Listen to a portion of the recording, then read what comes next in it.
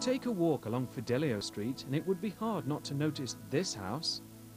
While all the houses in the neighborhood face one side of the street, the facade of this one faces the back. Weird, strange and unconventional perhaps, but definitely not to its homeowner. At first we were like, oh, okay, we'll be facing the back. And then we realized actually it's a novel idea because the front is actually not very pretty. It was actually a brilliant idea on the architect's part.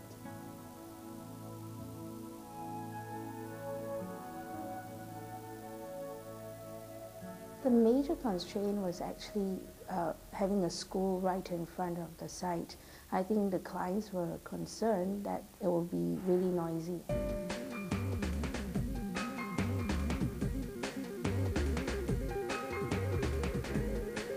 Traditional terrace would be you come in, a car porch, and then a bit of garden on the side, and the living room is where it faces this little garden.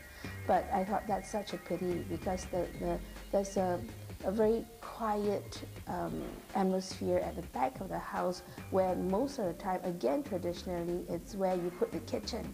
So we flipped it around, we put the kitchen in front, and so you enter through a garden kind of setting and into the living room which faces the back. To be very honest, I was worried for, over a couple of things when we first presented the idea. It wasn't just the planning. I think in planning it would be quite easy to understand. But when you look at the facade, when you look at the elevation of the house from the road, it's actually very stark.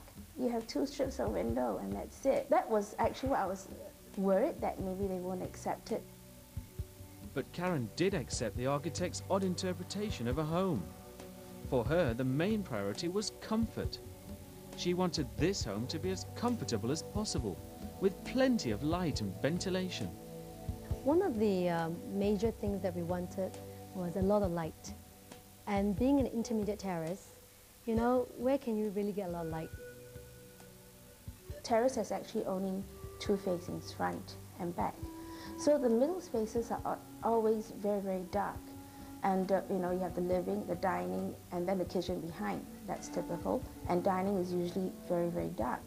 So what we've done is we introduced like an air well. But in this case, we didn't want, again, a courtyard kind of feel. We wanted a through air space. So we put what we call an energy well or energy strip that actually stretches from the front to the back of the house.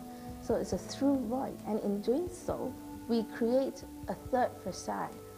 That means we have a third elevation that faces into this void. So that move of putting the energy well has actually, given a lot of light and air through the entire house. But not only light and air, we've actually introduced little platforms, little planters at occasional levels, so that from the space within, like from the family, you have a balcony, or from the bathroom, you have a whole landscape garden, and a lot more interest into the entire space. As the house was being built, you realize that the effect of the void, of the air well, is actually much better than if you had just had walls, because it's open.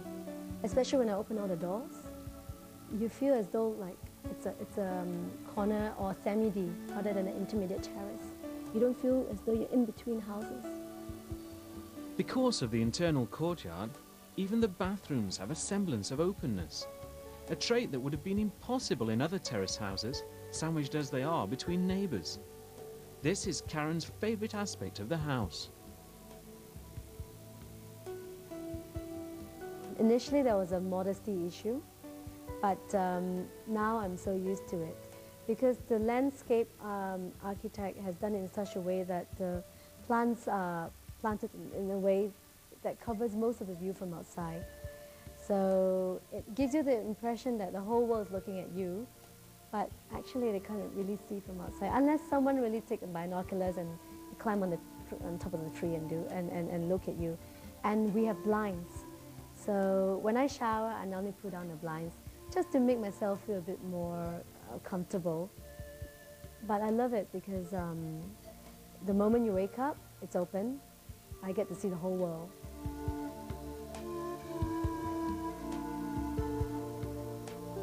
breaking design conventions, subtly yet effectively.